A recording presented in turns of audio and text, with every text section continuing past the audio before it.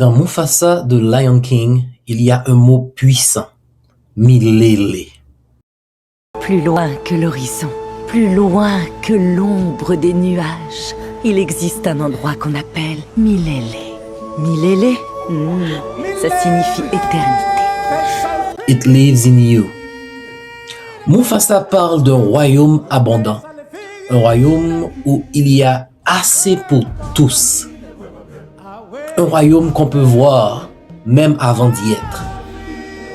C'est exactement là que beaucoup de couples se perdent. Dans le conflit, on oublie la vision.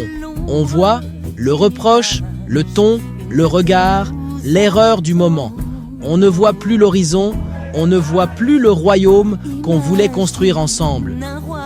Un couple sans vision vit dans la réaction, mais un couple avec vision sait que le conflit n'est pas l'ennemi. L'ego est souvent le vrai adversaire. La blessure parle plus fort que l'intention. Mufasa ne réagit pas à la peur. Il protège le cercle de la vie.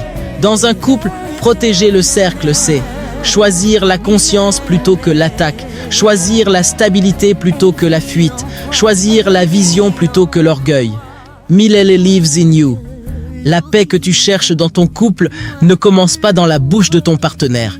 Elle commence dans ta perception. Tu ne vois pas la relation telle qu'elle est. Tu la vois à travers tes blessures ou à travers ta vision. Don't waste it.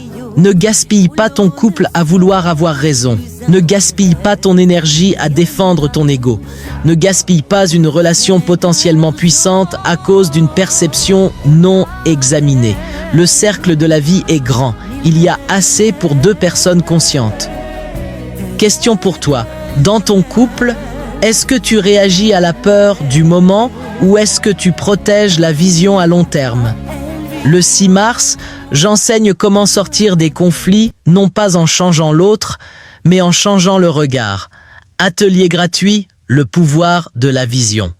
Parce que la transformation ne commence pas dans la communication.